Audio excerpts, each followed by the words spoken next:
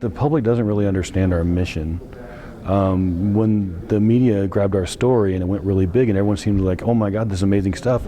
Well, we were doing normal library stuff, and that's because the public doesn't really get that the libraries are more than just a building with books. We are an institution that supports the community, letting the community become, better and improve itself. We are the means, we're the enablers that let individuals make themselves better and that let communities make themselves better in the areas of continuing education, cultural literacy, and just being a place for the community to gather, a meeting place.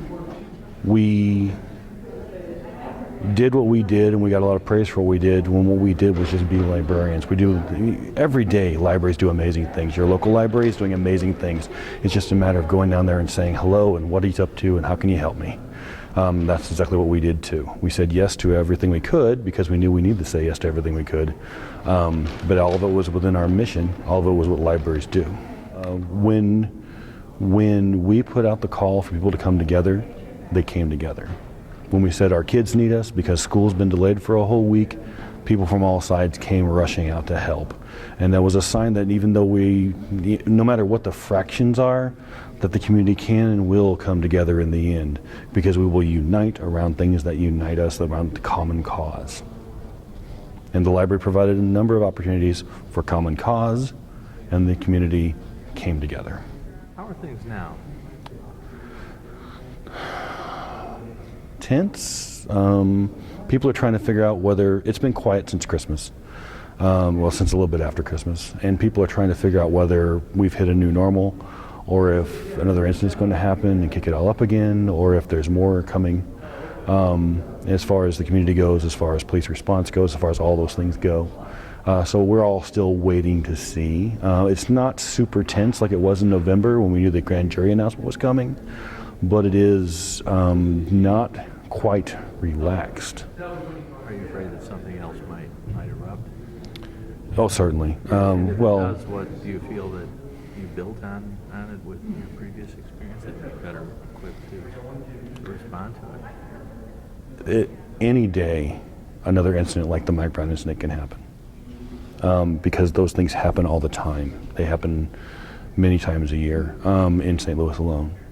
And any one of them can kick it all right back up again. Plus we have the anniversary coming up. We know there will probably be some kind of commemorative response. I know a lot more about what I need to do. I know a lot of people that I can call on for help. I fully expect to be making it up as I go along and just doing my best when the time comes anyway. We'll make what plans we can, but if it suddenly comes out of nowhere, then it came out of nowhere, and we just have to work with the knowledge we have. We are typical in that we are a library and we do the things the libraries do. It's unusual in that we are particularly small, especially for a library in an urban setting, or old suburbs setting, you might say, right on the edge of the city. And so it's a town in great flux right now. Things are changing fast on the ground, relatively speaking. But we're a small library. We are more independent than most libraries. We only have one full-time person, me, and then some part-time people, though we're going to change that because we're about to hire a children's librarian. So typical in what we do, unusual in our size and our budget and that kind of thing. I think there are advantages that come with having multiple locations. There are advantages that come with having more than one full-time person that we don't have.